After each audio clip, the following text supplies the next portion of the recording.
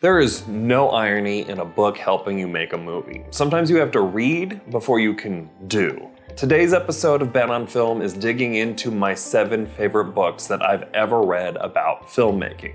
I just need you to promise me one thing. Don't let these books be your excuse to not go out and start making films. There's a lot you can learn from the greats, but it should accent and enhance what you learn from on-the-job experience, even if you're just making it up as you go.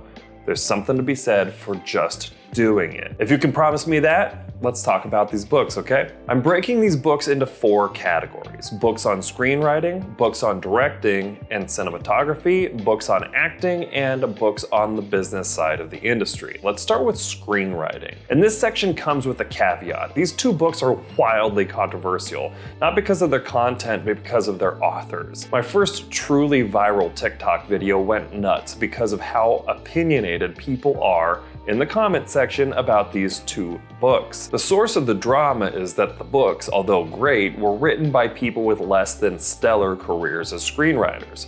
And the books take polar opposite approaches to the same problem, which has left these 2 authors, and therefore these 2 awesome pieces of guidance, eternally chained at the hip until the end of time.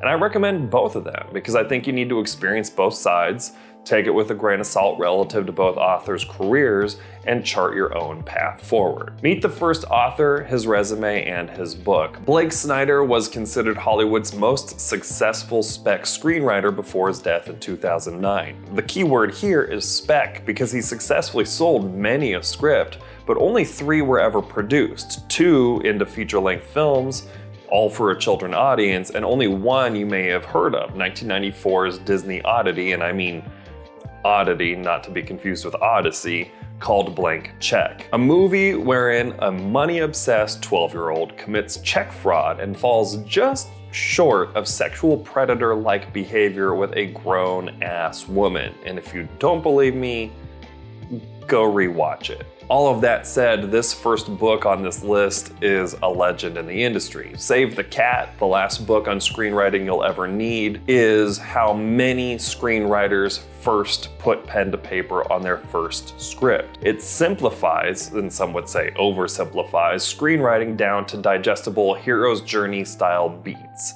Positives are that the system makes screenwriting incredibly simple and digestible for newbies who don't know where to start.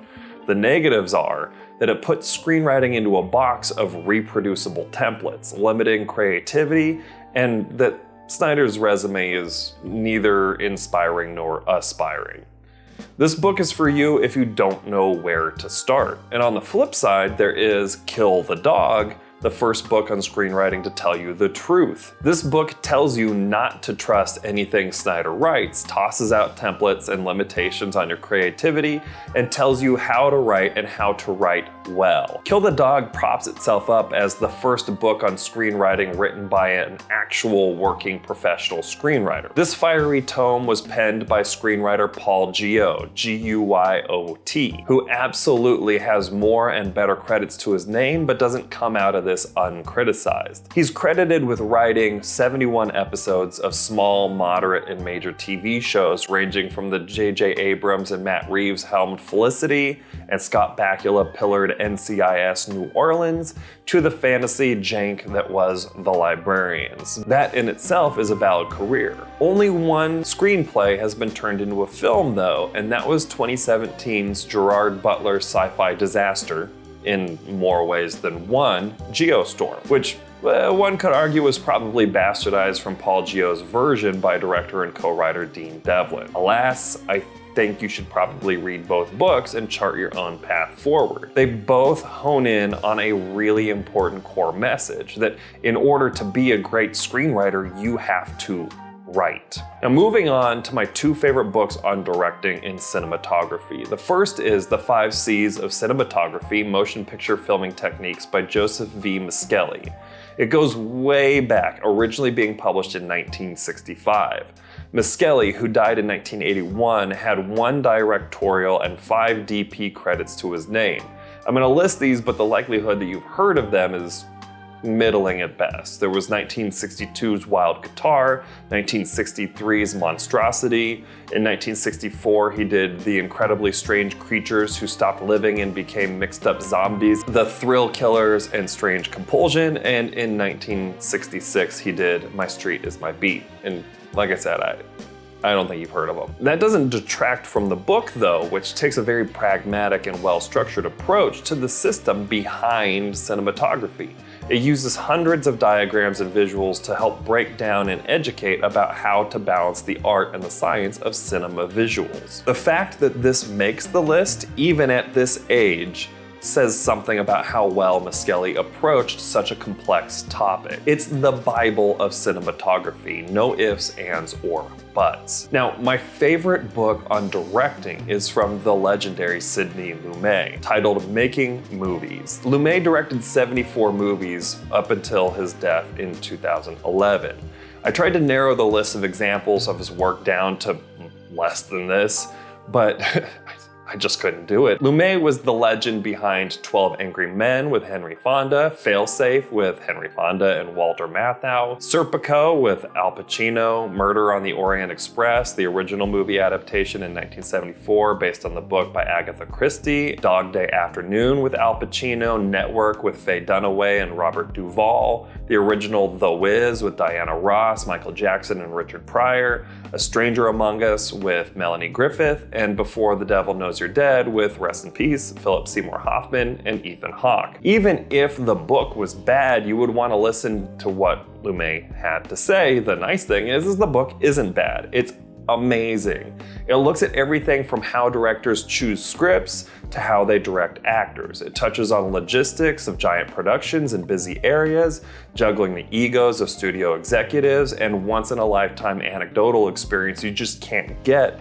from anyone else in the industry. If you can trust one person, it's gonna be somebody who's worked with the likes of Katharine Hepburn, Paul Newman, Marlon Brando, and Al Pacino, right? Now let's talk about acting. Some of you may be thinking, why would a list of books for filmmakers include a book on acting? I have literally zero interest in acting. Okay, that's fine.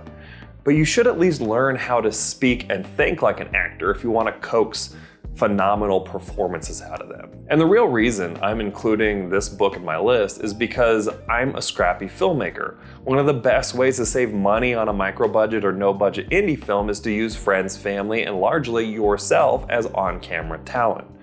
All of these are great reasons to make sure you have at least a rudimentary to moderate understanding of acting and acting techniques. In the world of acting, there are many schools of thought. I'm sure you've probably heard of the often misunderstood method acting. Some of the most popular schools of thought have grown out of some of the most successful acting teachers in the history of the industry. Stanislavski, Meisner, Laban, Chekhov, Spolin, Strasberg, and Adler. This is just a personal opinion, but I'm partial to Sanford Meisner. I think the best book on the Meisner technique is from Meisner himself, Sanford Meisner on Acting.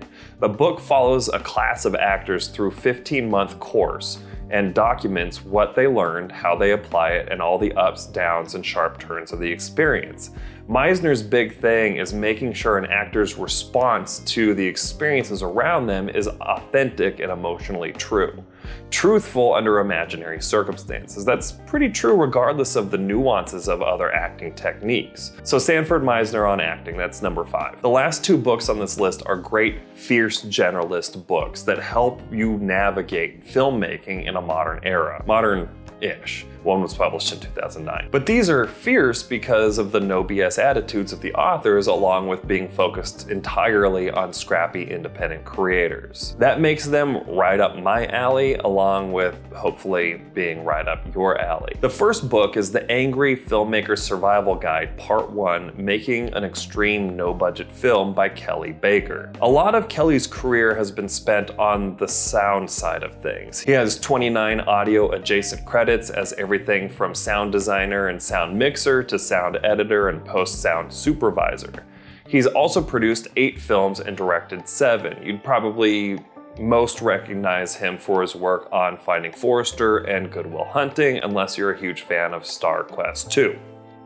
Didn't think so. The Angry Filmmaker Survival Guide is focused almost entirely on navigating the politics of the industry and helping you build a foundation of scrappy skills that just flat out get the job done in the face of a long list of excuses indie filmmakers could use to not do things. Technically, I listened to this book, which was super digestible in less than 7 hours, but it's still a really enjoyable experience. My last book is certainly not my least book, and it's from a guy you've probably heard of if you're on social media and watching videos about filmmaking. It's Alex Ferrari. His list of credits is nearing triple digits, and his podcast and show have become easy go-tos for industry knowledge. The book is The Rise of the Filmtrepreneur: How to Turn Your Independent Film into a Profitable Business. The reason I recommend it is that many filmmakers don't struggle with the motivation to make something, they struggle with what to do with the project after it's completed. What Alex does with his book is to provide insight into how to be as great a business person as you are a filmmaker and content creator.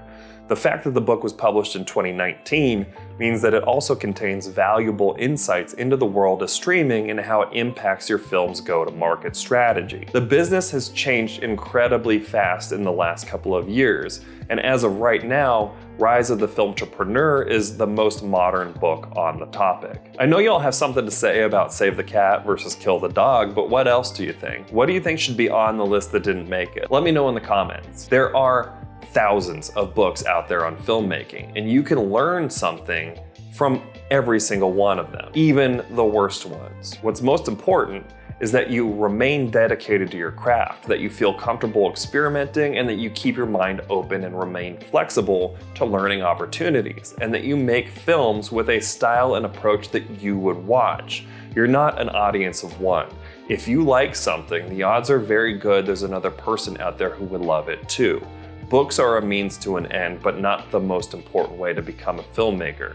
The best way to become a filmmaker is to get out there, make some mistakes, and learn from them. If you're watching this on YouTube, I've linked to all of these books below. If you're on TikTok, head to bengarvis.com/blog/books for the full list. Thanks for watching, and cut.